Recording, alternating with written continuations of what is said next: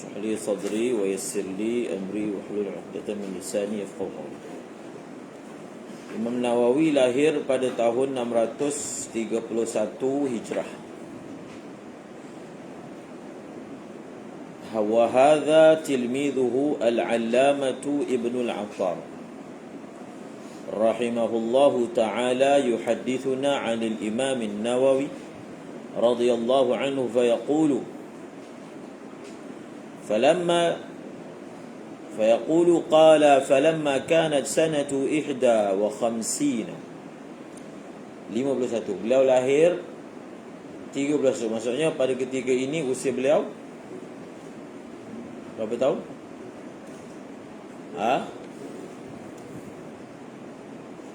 20 tahun. 31, 51, 20 tahun. Hajajtu ma'a walidi, aku pergi mengerjakan haji bersama ayahku. Wa kanat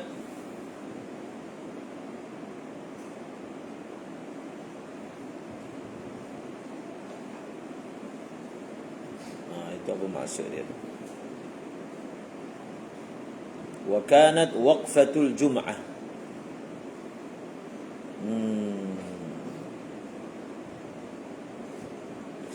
Wa kana rahiluna min awal Rajab. Qala fa aqamtu bi madinati Rasulillah sallallahu alaihi wasallam nahwan min syahrin wa nus. Kami tinggal di Madinah selama sebulan setengah. Qala li, ayah kepada Al-Imam Nawawi menceritakan kepada Ibn al-Attar. Imam Nawawi ini meninggal dunia sebelum ayah dia. Faham? Beliau meninggal dunia lebih awal daripada ayah dia. Lamma tawajjahna min nawalir rahil, apabila kami mula bertolak daripada Nawa, akhadathul humma, beliau telah ditimpa penyakit demam. Maksudnya beliau telah demam yang kuat. Falam tufariqhu ila yaumi Arafah, demam itu berterusan dan tidak hilang sehinggalah beliau tiba di Arafah. Maksudnya daripada Nawa, Damascus, nak sampai ke Arafah jauh. Faham? Kalau daripada Syam pergi ke Mekah adalah 2000 kot, 2000 lebih kilometer. Pada ketika itu berapa hari yang diperlukan? Sepanjang-panjang perjalanan Al-Imam An-Nawawi demam. Walam yata'awwah qattu, namun beliau tidak mengeluh sedikit pun. Diam, tak ada merengek, tak ada mengeluh. Menanggung panas atau menanggung sakit demam itu dengan penuh kesabaran dan ketabahan. Falamma qadayna manasikana wa wasalna ila Nawa wa nazala ila Dimashq, bila kami selesai kerja haji kami tiba di Nawa dan beliau kembali ke Damsyik. Sabballahu alaihi al-ilma sabbah, Allah telah menuangkan ilmu kepada beliau sebanyak-banyaknya. Maknanya berkat kesabaran beliau tanpa mengeluh, kita pun tidak tahu apa doa yang beliau titipkan semasa haji. Kesabaran yang amat tinggi tanpa ada merengek, mengeluh, dengan demam yang berlarutan mungkin sehingga berbulan-bulan ni. Kalau ikut waktu dia lama dalam keadaan musafir kan, mujahadah. Maka kata ayahanda kepada Imam Nawawi, nampak perubahan tu. Nampak perubahan. Allah Ta'ala mengurniakan kepada beliau ilmu sabba. Sabba tu makna curah ilmu tu sebanyak-banyaknya. Datang menderu-deru ilmu tu pada pada hati beliau.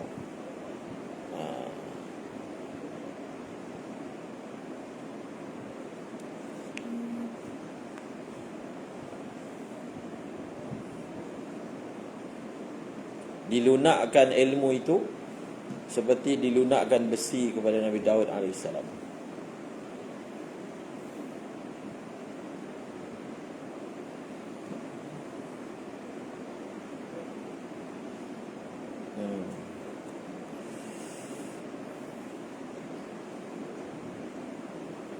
Ada satu orang ulama, nama dia Sa'id Nursi, Badi'uz Zaman gelaran dia, ulama Turki yang mutaakhirin dalam kurun 19, terkenal. Beliau ini dikurniakan ingatan yang sangat luar biasa, ilmu yang sangat banyak, pencetus tajdid. Ya, ada kisah semasa beliau belajar di madrasah, ada satu orang macam orang gila datang. Waktu pelajar makan datang. Jadi Said Nursi ni, dia layan orang tu, dia bagi orang tu makan apa yang dia punya. Benda tu berlarutan beberapa ketika, kemudian orang tu hilang. Selepas peristiwa itu, Allah Ta'ala bukakan ilmu untuk dia. Futuh dia panggil. Futuh ni adalah perkara yang dicari oleh orang yang belajar. Futuh ni maknanya Allah Ta'ala buka, sehingga ilmu yang sebelum ni dia susah nak belajar, dia senang. Pintu tu dibuka, aliran tu berjalan lancar. Faham? Sebab itu dia panggil Syekhul Futuh.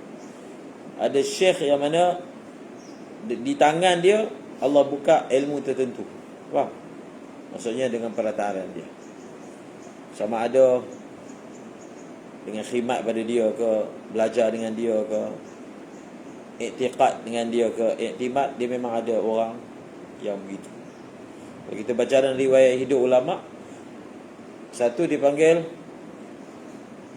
guru dia lah, orang yang dia belajar dengan orang tersebut. Satu lagi dia ada istilah dipanggil Syekh Takharruj. Faham? Guru yang mana dia menjadi alim dengannya. Dia ada Syekh Futuh. Sebelum ni dia belajar pelajaran tu mungkin tidak terbuka. Bukan dia tak faham, tapi tidak terbuka. Tetapi dengan guru ini Allah Ta'ala buka. Jadi ada ribu-ribu kisah kan. Sama ada kita tahu ataupun kita tahu, dalam perjalanan orang yang menuntut ilmu, dia ada waktu dia yang Allah Ta'ala akan futuh. Jadi perkataan yang ayah Imam Nawawi gunakan, sabballahu alaihi ilma sabban. Nampak beza tu sebelum pergi haji dengan balik haji. Nampak berbeza. Sehingga mudahnya menuntut ilmu ataupun dicurahkan ilmu tu, bapaknya menggunakan kalimah sabballahu alaihi ilma sabban, memudahkan. Seperti mana yang disebut semalam saya sebut kan, Tok Kenali, kat kelas ni, kat kelas sebelum ni. Jadi beliau ini dikenali sebagai orang yang berkat. Siapa yang belajar dengan dia, khidmat dengan dia, akan jadi orang besar. Faham? Sama ada dalam bidang agama ataupun bidang dunia. Sebab itu anak murid beliau ni ramai jadi tok guru. Ada senarai yang dikeluarkan sampai 100 lebih jadi tuan guru. Satu habis belajar, habis lah. Sebetaling ni dah beratus-ratus orang habis. Itu satu bab. Habis dan menjadi tuan guru dalam masyarakat dia. Itu bab lain. Faham? Setakat nak habis je. Tetapi Allah Ta'ala ambil kerja daripada anak murid dia. Yang tu yang kita nak. Kita bukan nak habis belajar je. Habis belajar, sabar, dia jalan cair je lah. Faham? Jadi ada anak murid dia, jadi menteri, Perdana Menteri. Bukan Perdana Menteri Malaysia. Dia dulu Kelantan ni, dia sultan kan, menteri besar tu. Dia tak panggil menteri besar waktu tu. Jadi ada salah seorang tu adalah anak murid kepada beliau, Tok Kenali. Jadi orang yang makin banyak khidmat dengan dia, makin orang itu diberkatkan ilmu dia. Contohnya Syekh Idris Al-Marbawi, anak murid Tok Kenali, pengasas Pondok Penanti, ayah kepada Tun Guru Saleh pun sama juga. Dia buka madrasah, buka pondok. Tapi kalau beliau tu sendiri, kalau orang tak kenal, orang ingat orang kampung biasa je lah, faham? Dengan pakaian dia, kadang kasut pun tak pakai, baju pun tak pakai, faham? Pakai serban ikat tak ikat je, faham? Okay, terus Al-Imam Nawawi sabar. Dalam musim haji lagi kan, waktu futuh barakah, Allah bagi kita tak nak ilmu banyak, tapi ilmu manfaat. Banyak saja tak guna, banyak kemudian simpan dalam gerobok. Allah Ta'ala boleh buat orang tu ilmu banyak, tapi Allah Ta'ala tak buka hati orang belajar dengan dia. Tak tahu kenapa. Tapi ada orang dia belajar sikit je. Contohnya, selalu kita bagi contoh orang yang mengajar, orang yang mengaji Quran kan, kat kampung. Dia tak bukan hafiz Quran, dia baca Quran, tapi dia daripada muda sampai meninggal dunia ajar orang baca Quran je. Anak murid dia dah banyak, dah ratus-ratus. Dia ajar budak tu kecil kan, dah besar mungkin pelbagai lah,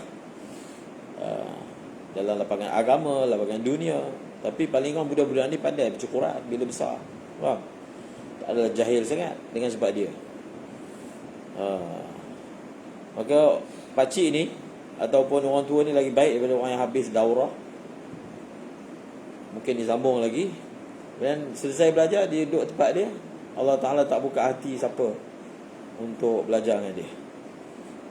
Yang lebih teruk lagi, Allah Ta'ala tak buka hati dia untuk mengajar, faham? Dia buat benda lain.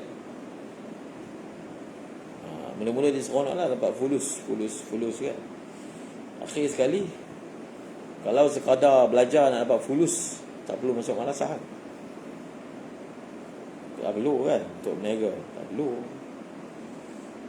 Dia paling kurang kena luangkan masa juga. Ini sebenarnya nasihat untuk orang yang dah habis lah. Kena ada masa peruntuk kan. Kalau tak, kita sama je lah dengan orang luar. Orang luar berniaga lagi hebat, lagi banyak duit dapat. Jadi kalau kita nak jadi orang berniaga, beza dengan orang luar, di samping dia berniaga, dia ada ngajar orang. Dia boleh beza kan. Kalau setakat berniaga, orang lain berniaga kan, untung lagi juta-juta. Tak payah semayang pun, untung juta-juta. Jadi kalau nak berniaga, bukan salah pun. Bahkan Maulana Sa'ad ditarghib pula ulama berniaga. Tujuan dia supaya kita tak minta dengan orang, tapi jangan berniaga tu maghlub, ghalib, faham? Ghalib sampai kita tinggalkan semua sekali. Dia habis. Jangan ghalib. Okey? Saya pergi South Africa, terkenal. Dia kat South Africa ni, madrasah dia yang buka dia orang Gujarati, India lah, tapi bangsa Gujarat. Gujarat ni jenis suka berniaga, macam Jekyll kan, Gujarati. Dia memang pandai berniaga. Dia boleh bau kat sini, boleh dapat duit. Orang pandai berniaga ni, dia tengok nak dapat duit macam mana. Dia tengok sampah, dia boleh buat duit.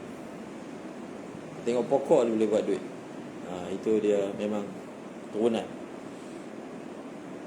Tapi dalam masa yang sama dia belajar berniaga, mengajar, berniaga juga. Jadi ustaz-ustaz dia gaji pun tak ambil, sebab berniaga dapat banyak lagi. Tapi mengajar pagi contohnya kan, petang jaga kedai. Dan memang keluarga mereka tu dah ada latar belakang berniaga kan. Ada seorang ustaz tu, dia jual apa? Jual kereta. Dia ada 8 cawangan Yuska. Boleh tak jual kereta? Kita baru jual kuih dah tinggal ngajar. Orang jual kereta. Jual kereta 8 cawangan. Boleh mengajar. Mana manage. Macam mana? Tapi dia memang culture orang Gujarati ni berniaga. Sifat dia. Jual apa seorang ustaz tu? Jual permata. Jual emas, kedai emas. Tapi mengajar. Okey, sambung.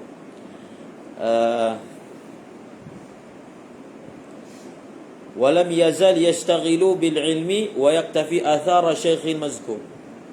Jadi beliau ini terus istiqamah menuntut ilmu dan menjejaki jejak langkah gurunya Al-Kamal Maghribi, orang Morocco Maghribi, masya-Allah, fil ibadah. Sebab dulu kawasan macam walaupun belajar kat Damascus, ulama yang kat situ bukan semua asal Damascus. Pelbagai. Contohnya Ibnu Malik. Ibnu Malik ni hidup zaman Imam Nawawi. Dia orang mana? Andalus. Makamnya bukan di Andalus. Faham? Sebab penghijrahan tu berlaku. Walaupun ulama Mesir, tapi kalau cek keturunan ni Yaman. Al-Azdi, Imam Tahawi Al-Azdi, Rabi' Muradi keturunan Yaman. Faham? Tapi duduk Mesir. Biasa, dulu tak ada visa, semua boleh rentas tanpa perlu halangan. Tak ada rasa ini saya negara ni, semua adalah orang Islam.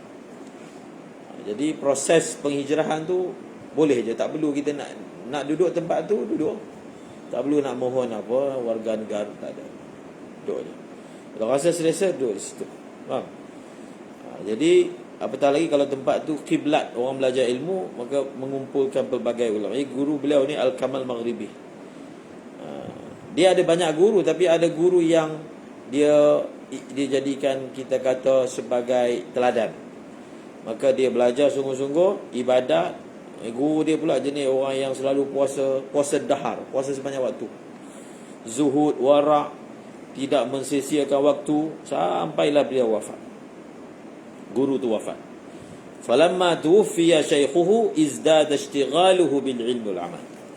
Imam Nawawi ini adalah ulama yang alim dan amil, beramal, masya-Allah. Seterusnya Ibnu Attar lagi. Ibnu Attar. Nama kitab Ibnu Attar tulis Tuhfatul Talibi, boleh dapat kan? Jadi kita kena banyak baca tentang ulama bagi kita semangat. Apatah lagi orang yang kita belajar kitab dia. Lebih-lebih lah kita kena kenal kan. Apatah lagi orang tu Imam Nawawi, yang semua ulama sepakat menerima dia walaupun beza mazhab kan. Kata Ibnu Attar, zakara li, Imam Nawawi cerita pada saya, guru dia cerita, annahu kana la yudhi'u waqtan fi lailin wala fi nahar illa fi wazifatin min al-ishtighal bil ilm. Tak pernah sia-siakan masa siang ataupun malam, melainkan dalam kesibukan menuntut ilmu. Hatta fi dhahabi, sehingga waktu berjalan, wa maji'ih yashtaghilu fi takrar. Sambil berjalan tu sibukkan diri dengan apa? Mengulang mutala'ah. Wa annahu baqiya ala tahsil ala hadzal wajh. Beliau berkekalan dalam keadaan mencari ilmu dengan cara ini selama 6 tahun. Kata Imam Nawawi belajar, segi masanya kita belajar lagi lama. Kalau tak sangkut 8 tahun. Kalau sangkut lagi lama. Bila Imam Nawawi kan, Imam Nawawi 6 tahun saja. Kemudian lepas habis belajar, thumma ishtaghala bit tasnim, mula mengarang, memberi faedah kepada orang lain, berdakwah kepada orang ramai dan juga kepada pemerintah, wulatihim. Dan dalam masa yang sama beliau ni terkenal memilih mujahadah dalam hidup dia. Dalam perkara makan, beliau tak ambil fatwa, beliau ambil takwa. Walaupun kalau beliau ditanya tentang hukum, dia akan jawab fatwa. Tapi untuk amal sendiri beliau ambil yang lebih. Faham? Mujahadah. Puasa setiap hari. Tak makan buah. Faham? Makan sikit. Kalau segi fatwanya, boleh je nak makan buah kan. Tapi beliau memilih yang lebih berat. Dan tengok dia kata wal amal bidaqaiqil fiqh. Beliau beramal dengan fiqh-fiqh yang halus. Wal ijtihad 'ala al-khurub min khilafil ulama. Walaupun beliau ni ulama yang tahu banyak qaul, tapi dalam beramal untuk diri sendiri beliau akan usaha keluar daripada khilaf ulama. Tapi kita yang belajar fiqh hari ni, kita dengar banyak qaul kan.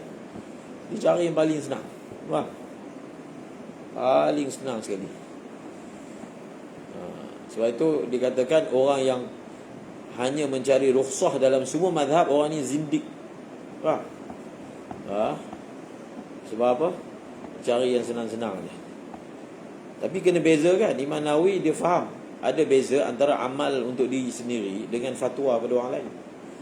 Satu orang dia tak boleh fatwa kepada orang lain dengan perkara yang berat, dengan takwa tak boleh.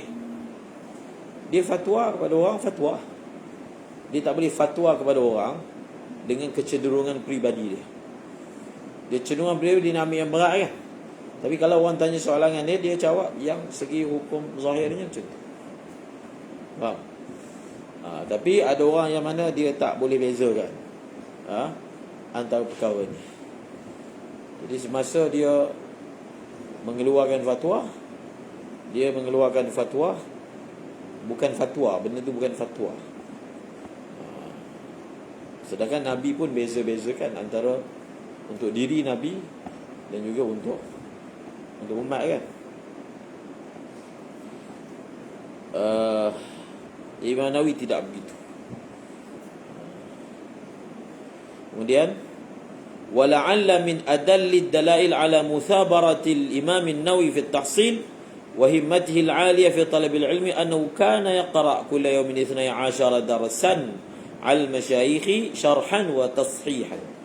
Barangkali perkara yang paling menunjukkan kepada muthabarah, kesungguhan, siaganya Al-Imam Nawawi dalam mencari ilmu dan himmahnya yang amat tinggi dalam menuntutnya. Setiap hari beliau akan baca 12 pelajaran. Beliau baca kitab ni dengan guru syarhan wa tashihan. Setiap apa yang ada di kitab dia akan dobit, dia akan pastikan dia faham maksud ibarat. Dia akan dobit apa yang sepatutnya didobit.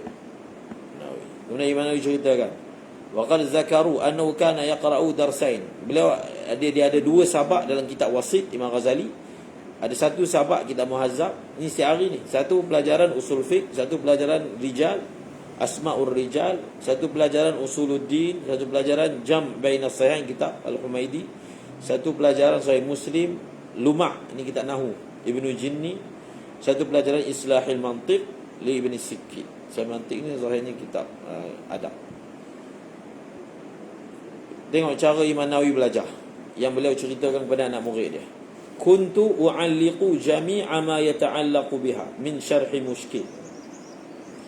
Aku mencatat semua perkara yang berkaitan dengan pelajaranku. Dalam pertama, apakah syarahan bagi perkataan yang muskil yang beliau temui dalam kitab, beliau akan dobit ta'liq. Ibarat yang tak jelas, beliau akan ta'liq. Lughah, ini Nawawi sangat terkenal dalam bab lughah. Beliau sangat teliti dalam pembarisan ataupun tashkil ibarat kalimah. Sehingga beliau ada tulis kitab yang berjudul Tahdzibul Asma' wal Lughat. Dobit tu, perkataan ni sebutan yang betul dia macam mana? Dan ada berapa lurah? Di antara dua lurah ni yang mana lebih fasih? Kalau kamu baca kitab syarah Imam Nawawi, perkara itu sangat diihtimam. Maksudnya apa? Kalau kita buat begini, ini benda yang sepatutnya kita catatkan. Kemudian kata Imam Nawawi, wa barakallahu li fi waqti wa ishtighali wa ani ali. Allah bagi berkat. Benda yang sepatutnya masa banyak, tapi boleh buat dalam masa yang sedikit. Perlu masa yang banyak kan? Kemudian Imam Nawawi baca pelbagai kitab. Beliau baca Kutubus Sittah, Muwatta, Musnad Imam Syafi'i, Musnad Ahmad bin Hanbal, Sunan Darimi, Musnad Abi Awan, Musnad Abi Ya'la, Sunan Daraqutni, Syarah Sunnah, Baghawi, Ma'alimut Tanzil, Ansab, Risalah Qushairiyah, ini kitab tasawuf, Amalul Yawm wal Laila, kitab hadis dalam bentuk doa, Adabus Sami' wal Rawi, kitab adab dan lain-lain. Tengok ni.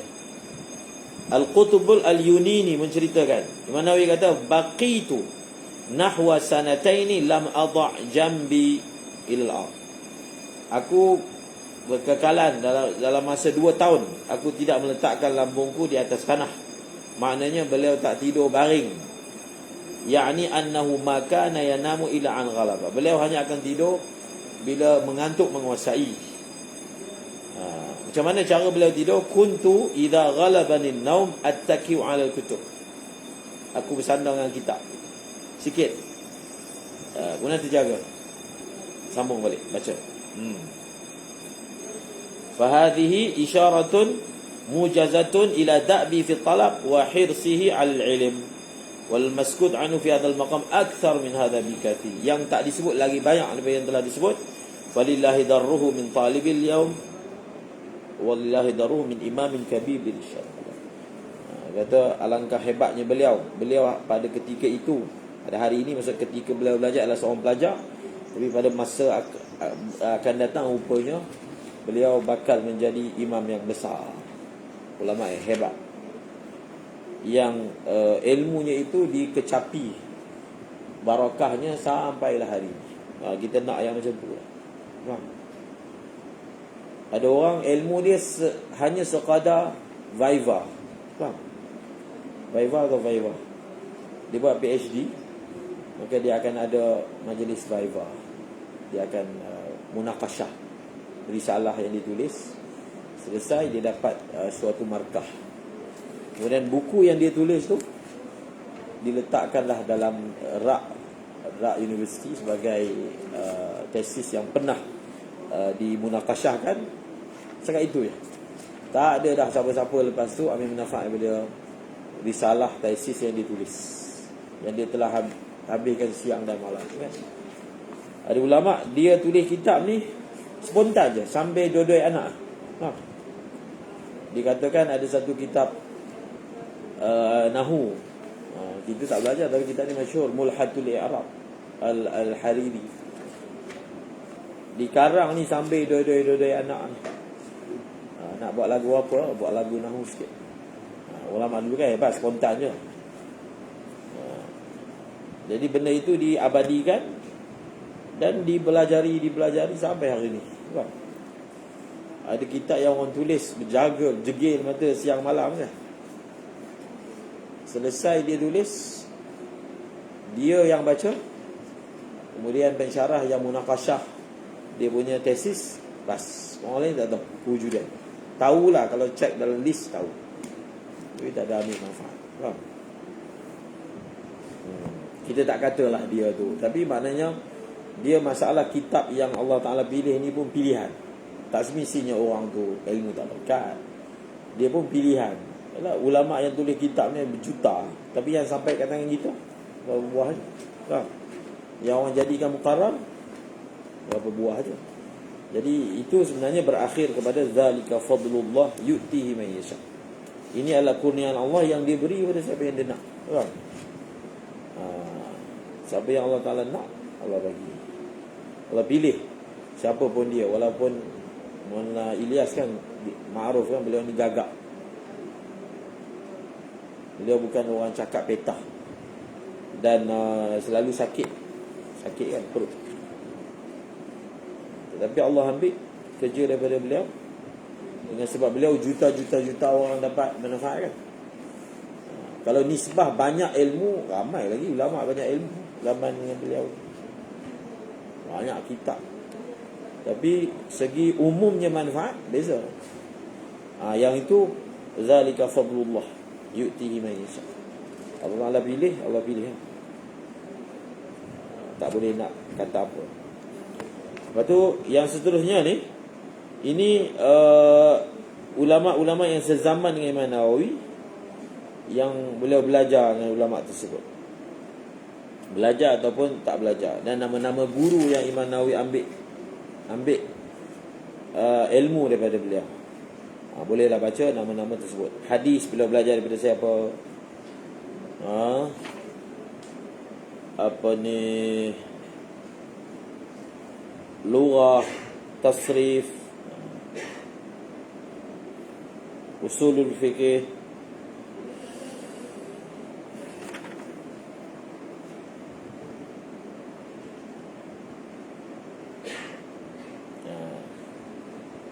Ada satu perkara yang unik tu, tengok yang muka surat 20 tu. Cuba tengok. Wa qara'a aidan 'ala al-'allamah hujjatil Arab Abi Abdullah ibni Malik. Wah. Imam Nawawi ni pernah baca, berguru dengan pengarang Alfiyah Ibn Malik. Satu kitab Ibn Malik, dan ada buat ta'liq, catatan terhadap kitab tersebut. Jadi beliau ambil nahu, bukan keseluruhan lah, sebab nahu yang beliau banyak baca dengan guru lain. Tapi Ibn Malik ada satu kitab Ibn Malik yang Imam Nawawi belajar dengan beliau. Ibn Malik ni pun antara orang yang ilmu berkat kan. Orang belajar kitab dia Alfiyah. Antara kisah yang diriwayatkan tentang Ibn Malik ni, beliau keluar daripada rumah dia, ajak orang belajar dengan dia. Mari, siapa nak belajar nahwu dengan saya? Faham? Dia punya keinginan supaya orang belajar. Bukan nak bangga diri, supaya moga-moga kalau ada orang belajar dengan kita, dia jadi ulama, kita dapat pahala. Ini ikhlas kan? Dan Allah Ta'ala kabul. Mungkin waktu tu orang yang belajar dengan dia sedikit je, tapi sebenarnya selepas beliau meninggal dunia, orang yang belajar dengan dia lagi banyak daripada semasa hidup. Faham? Dan itulah hakikat dia. Ulama ni, orang yang belajar dengan dia selepas mati lagi banyak daripada semasa hidup. Betul tak? Lebih luas. Kalau dulu mungkin orang yang belajar dengan beliau ni kat Damsyik je, tapi sebab beliau wafat, orang yang belajar dengan dia seluruh dunia. Kitab dia lah. Faham? Kitab dia. Jadi Ibn Malik masa hidupnya, orang yang datang belajar sikit je. Biasalah tu. Faham? Ada ulama' yang mana dia sia-siakan, orang kampung mensia-siakan kewujudan dia. Seperti mana yang diriwayatkan tentang Al-Habib Abdullah bin Ali Al-Haddad pada peringkat awal. Orang buat tak tahu je. Faham? Itu biasalah tu.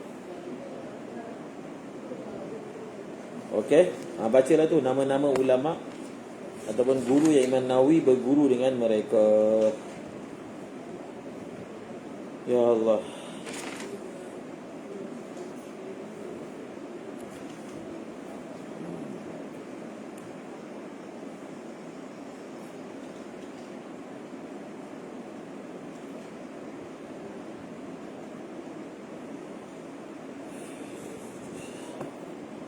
Kemudian tengok muka surat 24.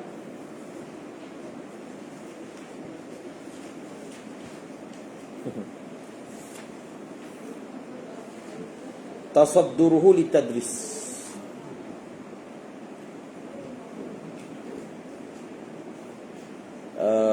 Berkecimpungnya Imam Nawawi dalam mengajar. Maka tamdi muddatu min az-zaman yasiratan hatta bada' thimaru hadhihi syajaratil basiqati bil-dhur. Tidak berlalu masa yang terlalu lama, sehinggalah buah daripada pohon yang teguh ini mula nampak. Maksudnya budak ni, pelajar ni yang membesar, bersungguh-sungguh belajar ilmu, pokok yang beliau telah tanam itu mula menampakkan hasil. Faham?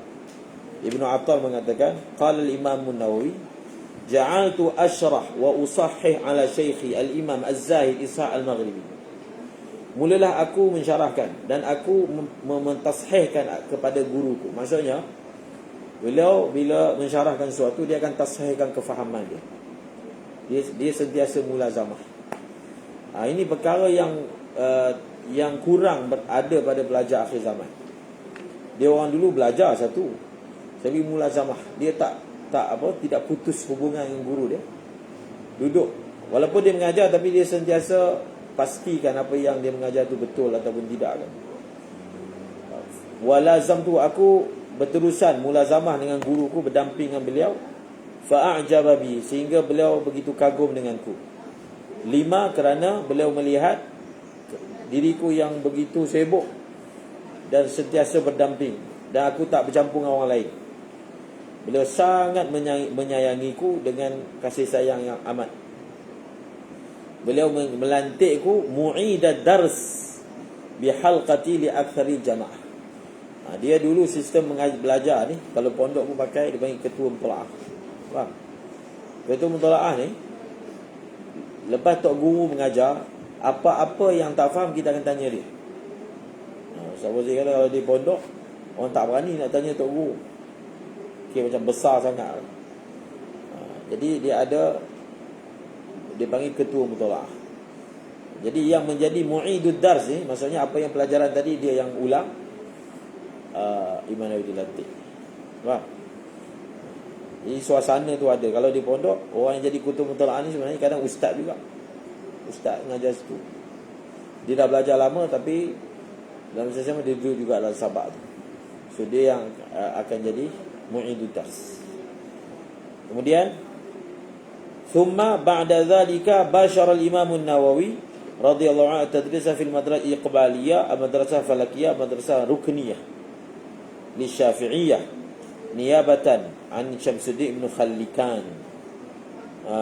Ghaira, itu nama-nama madrasah. Madrasah semua dah tak ada. Anna abraza ma usnida ilaihi huwa masyikhatu daril hadits al-ashrafiyah. Tapi jawatan ataupun tanggungjawab yang paling menonjol lah, yang diserahkan kepada beliau, usnida ilaihi, ialah masyikhah, menjadi ketua masyayikh di Darul Hadis. Jadi masyikhah ni macam ketua pengajar lah. Jadi syekh di satu madrasah namanya Darul Hadis Ashrafiyah. Ada satu catatan dalam tahqiq kepada kitab Al-Azkar, ketika menceritakan tentang madrasah Darul Hadis Ashrafiyah ni, kalau saya tak silap, dicatat madrasah ni, kedudukan dia tu sekarang ni lah, pada ketika tahqiq itu dibuat lah, dia telah bertukar menjadi tempat juara.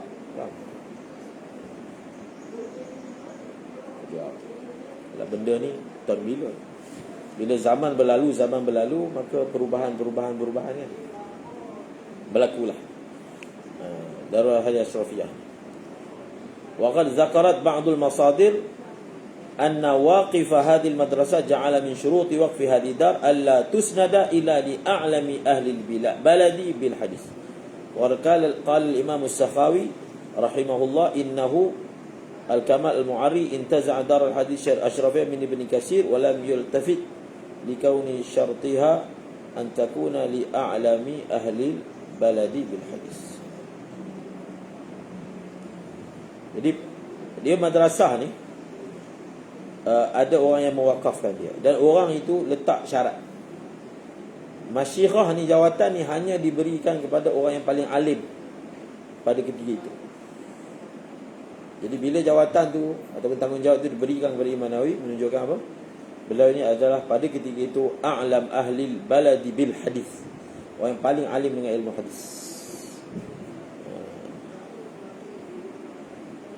Mana beliau sebut ni Al-Kamal Al-Mu'arri telah merampas Darul Hadis Ashrafiyah daripada Ibn Katsir. Dia tak peduli bahawasanya madrasah itu pewakaf dia telah letak syarat hanya diberikan kepada a'lam ahli baladi bil hadis. Jadi Imam Nawawi ni telah mengetuai Darul Hadis ini walaupun umurnya kecil. Umurnya berapa? Dan kalau nak tengok daripada segi riwayat, ada lagi guru-guru tua. Tapi segi riwayat beliau ni nazil. Tapi melihat kepada ilmu yang beliau tunjukkan, diserahkan, orang mengakui kealiman beliau.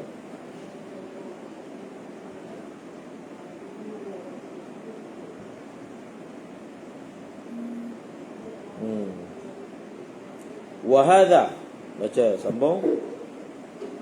Wa hadha lam yakun min babil muhabah lil imam atau annahu kana harisan ala dhalika.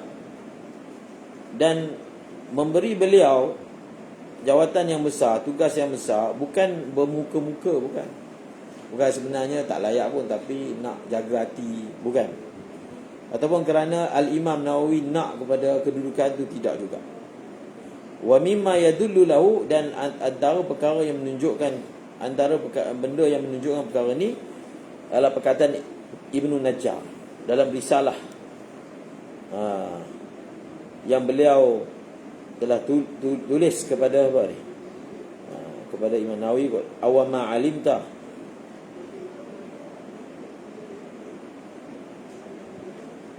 Ini kita tengok lain maksud dia.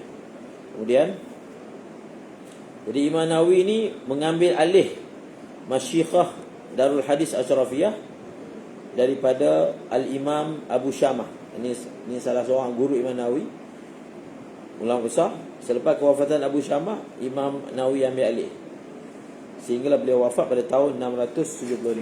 Kiralah 631, 641, 51, 61, 71, 76. Berapa tahun? Usia Imam Nawawi berapa tahun? 45. Faham? 45 tahun hingga dunia. Allahu Akbar. Kemudian Muhakkik ceritakan sedikit sejarah madrasah yang ada pada ketika itu. Rawahiyah, Iqbaliyah, siapa yang bina dia, Rukuniyah, Falakiyah, Ashrafiyah. Ini sejarah. Semua madrasah ni dah tak ada dah. Semua madrasah ni sudah tidak ada. Kalau kita pergi ke Uzbekistan, negara yang dahulu meriah dengan orang belajar ilmu kan, sekarang ni sunyi, senyap sunyi setelah dijajah komunis, sehingga orang sana jadi orang yang sangat jahil. Tapi bangunan madrasah tu masih ada, besar, faham? Ada tempat yang mana tempat ambil wuduk dia boleh muat 3,000 orang. Besar. Tapi itulah, selalu kita targhib kan para asatizah, modal madrasah kita ni. Modal maksudnya, kalau nak ramai pelajar di madrasah kita, modal dia kena hidupkan dakwah. Faham? Dia automatik, bila keinginan pada agama tak ada, maka orang tak hantar anak dia ngaji madrasah. Faham? Ngaji dunia.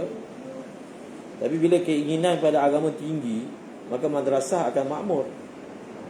Jadi macam mana keinginan pada agama itu dapat disuburkan? Dengan dakwah. Faham? Benda itu wakil. Jadi kalau dakwah dikuatkan, maka madrasah akan jadi subur. Ini semua ni, ayah-ayah ni adalah orang yang terlibat dalam dakwah ni. Jadi begitulah dia punya pusingan ni. Sebab orang yang nak masuk madrasah ni, dia kena ada keinginan agama. Kalau tak, tarikan dunia lagi tinggi. Belajar dunia kan, anak pandai, apa belajar madrasah kan, bukan boleh buat duit banyak pun. Betul tak? Tapi datang satu zaman, walaupun ayah seorang tu belajar dunia, belajar luar, mungkin kerja besar, segi ilmu dunia hebat, semua anak dia masuk madrasah. Itu bukan benda yang mudah. Benar satu zaman, anak-anak tok guru pun tak masuk madrasah. Sebab suasana persekitaran ni semua orang belajar dunia. Jadi malu kan belajar madrasah, macam kolot lah. Tapi Allah Ta'ala telah buat satu keadaan, anak orang yang belajar dunia kan masukkan madrasah. Dia bukan masuk seorang. Dia pilih dalam banyak-banyak anak dia, dia ambil yang paling bodoh. Dia tak lagi. Dulu memang macam tu. Ni semua anak dia masuk madrasah. Faham? Itu bukan senang nak buat.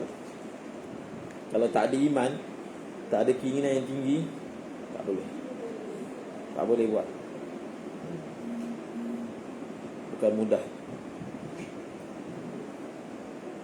Dulu orang apa? Balik daripada belajar agama luar, balik pakai kot, pakai tie. Berlaku satu zaman, orang balik daripada US pakai serban, saya ingat. Pakai kurta, karkun. Belajar US kan? Yang belajar agama kat luar tu balik pakai kot, pakai tie, topi. Mana satu belajar agama ni? Yang pakai kot ni ke yang pakai jubah?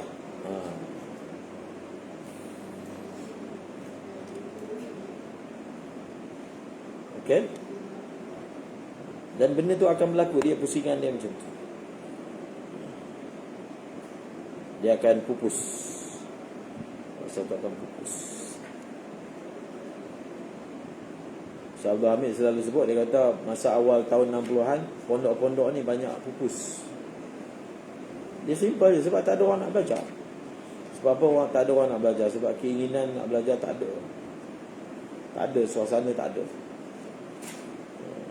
Kalau dulu contohnya di Indonesia, sekolah ni hanya pesantren je. Kalau orang tu belajar sekolah, maksudnya pesantren. Dia tak ada sekolah umum ni, tak ada sebelum diwujudkan. Maksudnya dekat pesantren lah dia belajar semua. Dia belajar baca, belajar menulis, belajar semua kat pesantren. Okey, seterusnya. Tapi bukan maksudnya semua orang kena belajar madrasah. Tak. Mana boleh? Tak boleh semua orang belajar madrasah. Tak betul. Faham? Kalau semua orang belajar madrasah sahaja, tak betul. Faham? Semua belajar madrasah sahaja. Maksudnya tak ada orang yang tahu ilmu kedoktoran. Tak betul.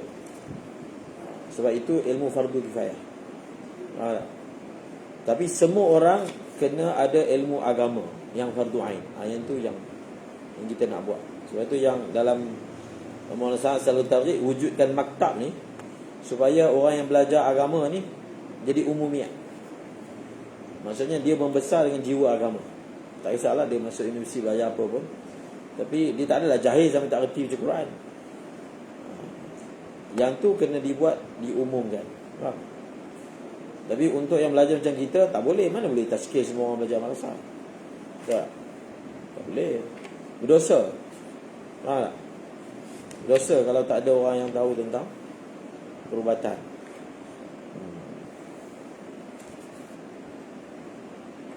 Jadi kalau tak ada orang Islam yang tahu, orang bukan Islam. Jadi ubat kita orang bukan Islam buat, makanan kita orang bukan Islam buat, semua orang bukan Islam. Seterusnya, apa ni? Ini anak murid Imam Nawawi. Bacalah nama-nama ni. Tengok pula muka surat 30. Wasfuhu wa malbasuhu. Apa ni kita kata rupa paras beliau dan pakaian yang beliau kenakan pada dirinya. Kana adimal mirah war rafahiyah wat tan'im. Beliau ini adim, tidak ada makanan bermewah-mewah, berbangga-bangga, tak ada. Maknanya dia ni bukan jenis orang makan lah, yang ada je. Bukan tak ada makanan, bukan jenis orang makan, sekadar hidup je. Ma'at taqwa, taqwa, qana'ah, wara', muraqabah, sentiasa ingat Allah dalam diam, dalam jaga. Wa tarki ru'unatin nafs, yang beliau meninggalkan perkara-perkara keliaran nafsu. Apa benda yang nafsu suka? Baju cantik, makanan sedap, berketerampilan, cantik dalam keterampilan. Bal ta'amu, makanan iman apa? Jilful khus, roti keras, bi aisari idam, dan lauk yang simple. Pakaian beliau kain yang mentah, kain biasa, kham. Di kain ni dia ada yang mentah, belum proses. Wasaktaniyah latifani, serban ni. Saktaniyah tengok bawah, apa ni, songkok yang dibuat daripada kulit. Kulit apa? Kulit kambing. Adapun rupa paras beliau, wa wasfu bi annahu kana asmara. Beliau berkulit asmar, sawo matang. Dia bukan putih. Sebab orang Syria ni biasanya putih. Mana ni Syria? Sebab kenapa Syria ni macam kulit macam orang putih? Sebab dia ni bawah jajahan Rom. Zaman Rasulullah kan bawah jajahan Rom. Jadi dia ada percampuran. Tapi Imam Nawawi bukan begitu. Asmar. Mana dia ni keturunan Arab. Faham? Arab. Asmar. Kulit Nabi pun disifatkan sebagai asmar juga. Kathal liha, janggut yang sangat lebat. Raba'atan. Raba'an ni maksudnya ketinggian sederhana. Bila tidak rendah, tak terlalu lonjong, renjong.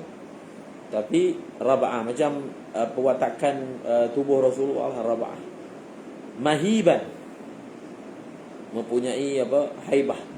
Maksudnya kalau orang tengok beliau ni ada satu haibah masuk hati, kewibawaan. Mahiban. Qalilad dhahik, kurang ketawa. Adimal la'ab, tak suka main. Dia bila kecil tak main kan, takkan dah besar main pula. Betul tak? Dia kecil orang paksa main, nangis. Kita tak bagi main, nangis kan. Bal huwa jiddun. Beliau ni adalah orang yang berusaha. Jidd memang berusaha sahaja.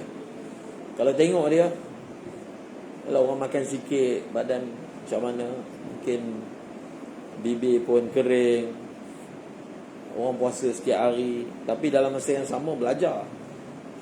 Tak ada ruang masa yang dibiarkan kosong. Dia macam mana perwatakan dia.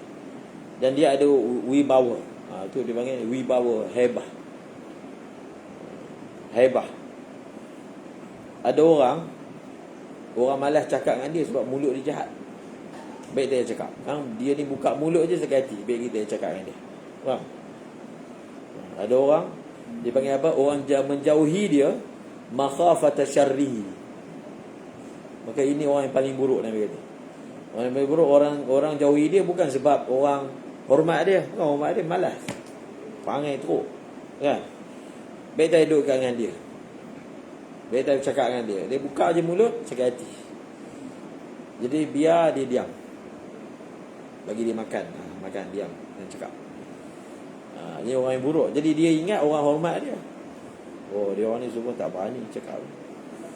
Dia sangka orang sedang menghormati dia. Sekarang orang meluat dengan dia. Faham?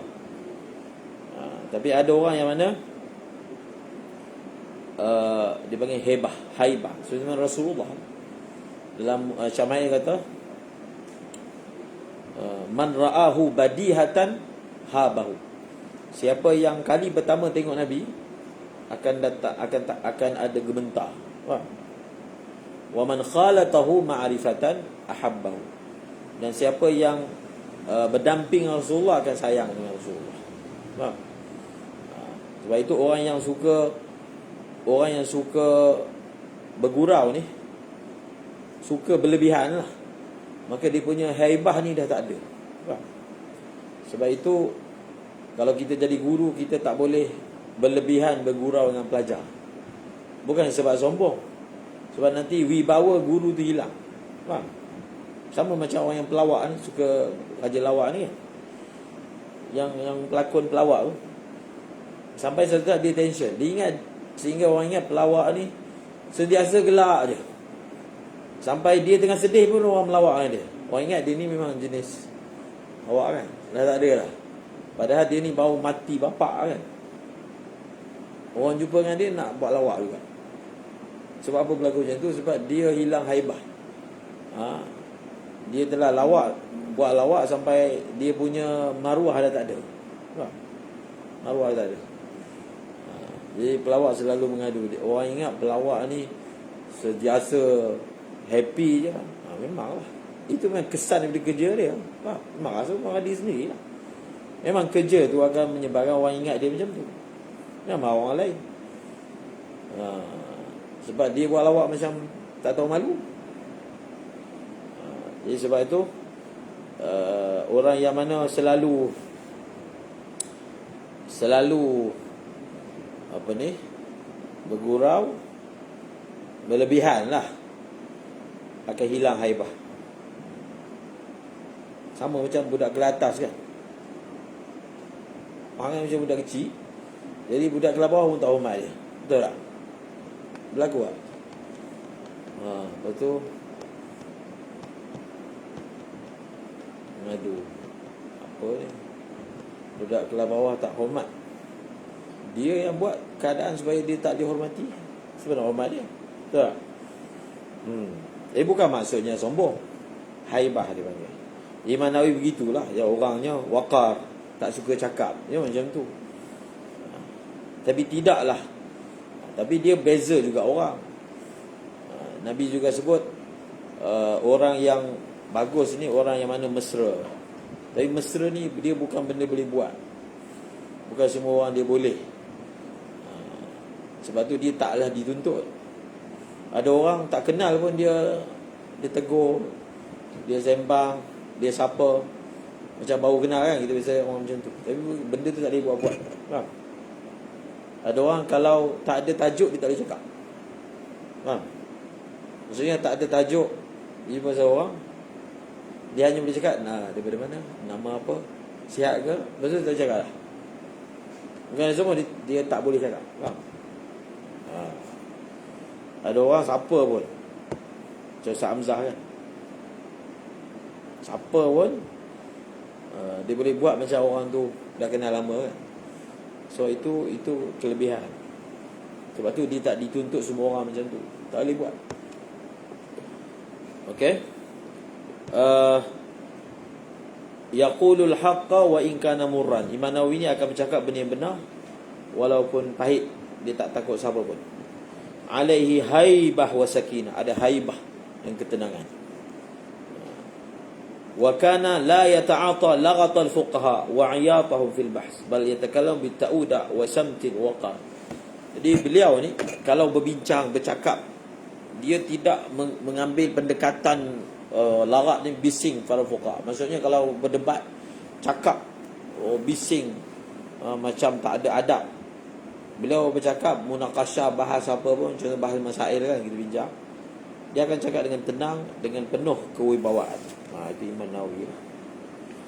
Okey, kita nak kena habiskan ni. Ya, ini pujian ulama, karangan beliau itu boleh baca sendiri. Karangan terlalu banyak. Kewafatan beliau ni pun satu kisah yang menarik. Dan bagaimana ulama meratapi kematian beliau.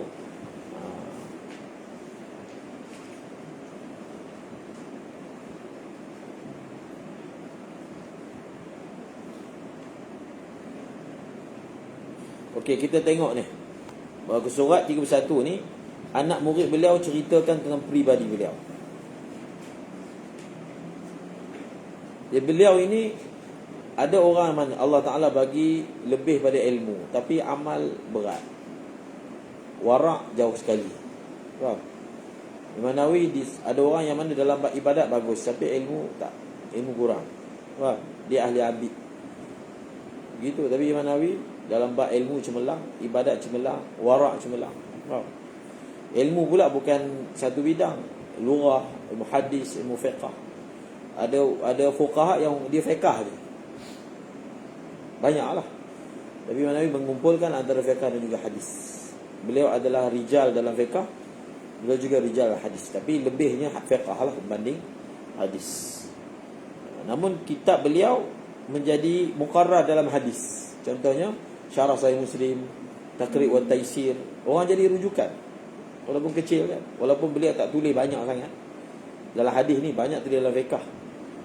Tapi apa yang beliau tulis walaupun sikit, tetap orang pegang, orang ambil berkat. Bukan orang ambil berkat lah, orang pelajari. Kata Imam Ibn Attar, tengok dia sifatkan guru dia. Ini dipanggil mulazamah lah. Mulazamah. Mulazamah. Kana rafiqan bi. Beliau iaitu Imam Nawawi adalah teman selalu dengan beliau. Syafiqan alayya, sangat mengasihiku. La yumakkinu ahadan min khidmati ghairi. Dia tak benarkan siapa pun khidmat dia melainkan aku. Sebab ada ulama, kalau kita tengok di pondok, dia suasana dia lain. Secara umumnya tok guru ni tak bagi anak murid khidmat dia. Faham? Angkat barang pun tak bagi. Faham tak? Jadi ada orang dia tak nak. Kalau kita pergi kat Syria,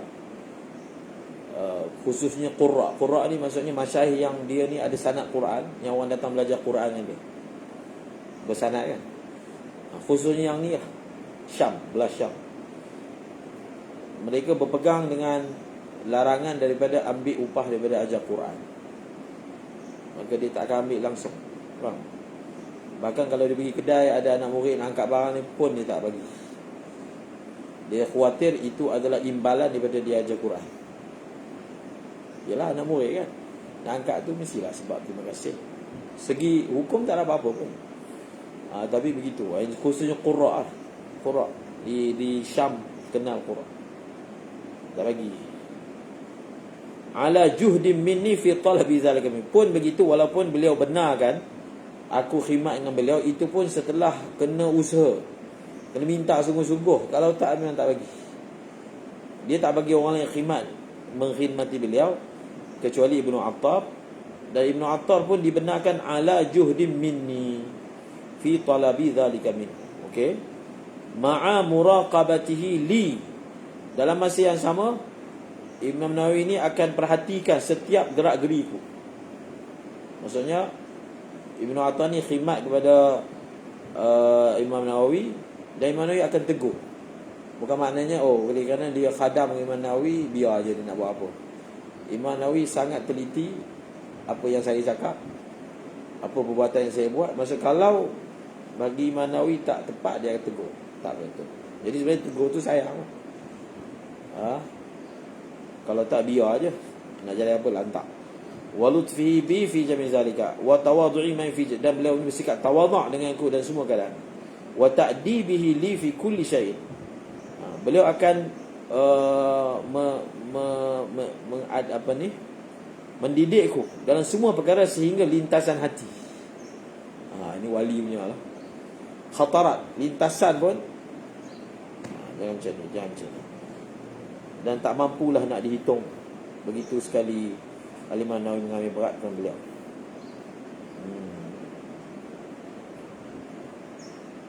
Tengok lagi. Qala al-Allama Ibnu al-Attar, fa idza kan, dia kata, kalau beginilah Imam Nawawi beradab dengan anak murid dia. Cuba bayangkan bagaimana beliau beradab dengan guru dia. Maksudnya dengan anak murid dia pun beliau mengambil sikap menjaga adab sebagai antara manusia kan. Ini satu kisah bagaimana beliau beradab. Qala al-Allama Ibnu al-Attar. Lepas ni siapa? Ustaz Suno. Kelas apa? Miskat. Ustaz dah mula masuk lah. Sekarang dah 11.10 lah. Okay. Wallahu a'lam. Subhanallah bi. Sebelah